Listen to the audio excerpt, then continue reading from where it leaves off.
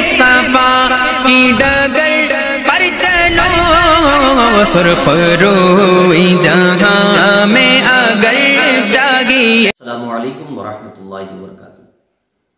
ابھی جو حال ہی میں نے منت سے متعلق ویڈیو اپلوڈ کیا تھا، اس بارے میں چند سوالات اور بھی آئے تو میں نے سوچا کہ اس کی مزید وضاحت کر دوں۔ دراصل منت 3 طرح کی ہو سکتی ہیں۔ پہلی قسم ہے منت شرعی، نظر شرعی۔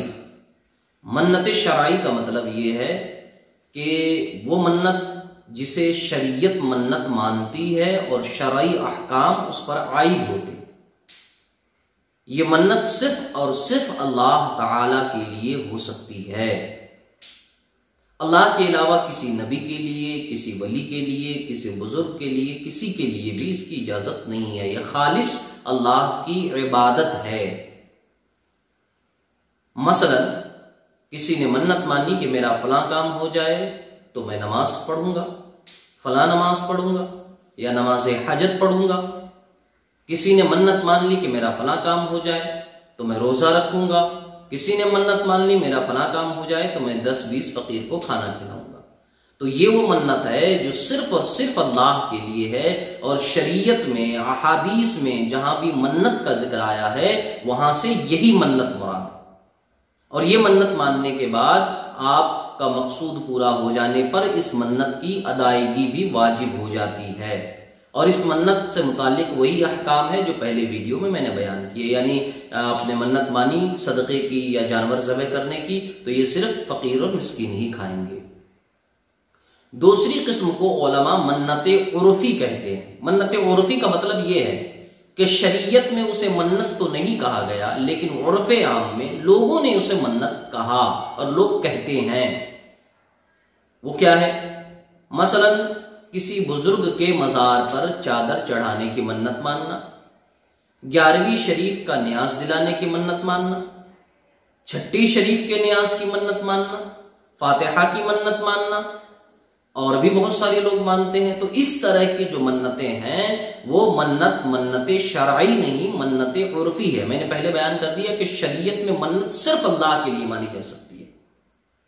تو یہ اولیاء کرام کے لیے ہیں یا انبیاء کرام کے لیے مانی جائے تو وہ منت جو ہے منت عرفی ہے، منت شرعی نہیں ہے۔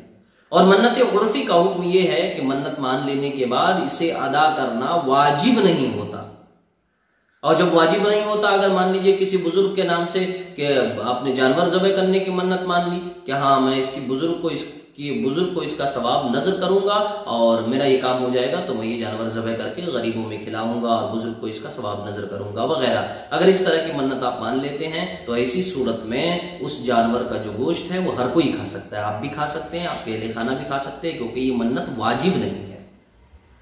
علماء فرماتے ہیں کہ اس طرح کی منت اگر کوئی مانتا ہے تو اس کی ادائیگی بہتر ہے کہ اسے ادا کر دے، اور واجب نہیں ہے اس کی ادائیگی۔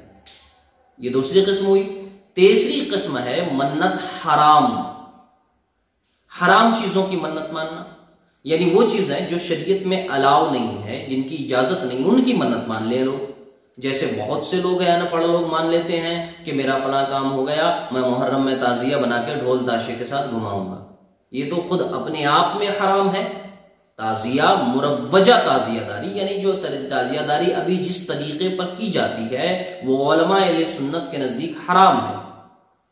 تو اب جو امر پہلے سے حرام ہے، جو کام پہلے سے حرام ہے، آپ نے اس کی منت مان لی تو کیا ہوا؟ تو آپ نے حرام چیز کی منت مان لی۔ یہ منت ہے ہی نہیں، نہ شرعی ہے نہ عرفی ہے، اور مان لینے کے بعد اسے پورا کرنا واجب تو چھوڑیے دور کی بات، جائز بھی نہیں ہے۔ ایک تو منت مانا گنہگار ہوا، اس طرح کی منت ماننی گناہ ہے، اور ماننے کے بعد اگر ادا کرے گا تو دوہرا گنہگار ہوگا۔ تو تعزیہ بنا کر گھمانے کی منت ماننا، امام باڑے پر چڑھاوا چڑھانے کی منت ماننا، امام باڑے پر یا تعزیہ کے سامنے ماتم کرنے کی منت ماننا، اس طرح کی منت بھی لوگ کرتے ہیں۔ تو یہ چیزیں اپنے آپ میں خود حرام ہے، تو ان کی منت کب جائز ہوئی؟ تو یہ 3 طرح کی منتیں ہو سکتی ہیں۔ پہلی منت شرعی منت ہے، اور شرعی منت کا حکم یہ ہے کہ آپ کا مقصود پورا ہو جانے کے بعد اس منت کی ادائیگی واجب ہے، اگر آپ اسے ادا نہ کریں گے تو گنہگار ہوں گے۔ دوسری قسم ہے منت عرفی، یعنی آپ ادا کر دیں تو بہتر ہے، یعنی بزرگوں کی بارگاہ میں جو نظر و نیاز یا چادر وغیرہ کی منت مانی جاتی ہے اسے ادا کرنا واجب نہیں ہے، ادا کر دیں تو بہتر ہے۔ اور تیسری قسم ہے منت حرام، جو بہت سے لوگ ان پڑھ لوگ بے پڑھے لکھے لوگ مان لیتے ہیں، مزار جیسے محرم کے موقع پر تعزیہ وغیرہ کی منت، یہ منت جائز نہیں ہے۔ یہ مختصر سی تفصیل ہے منت سے متعلق۔ امید کرتا ہوں کہ آپ حضرات کو یہ مسائل واضح ہو چکے ہوں گے۔ السلام علیکم ورحمۃ اللہ۔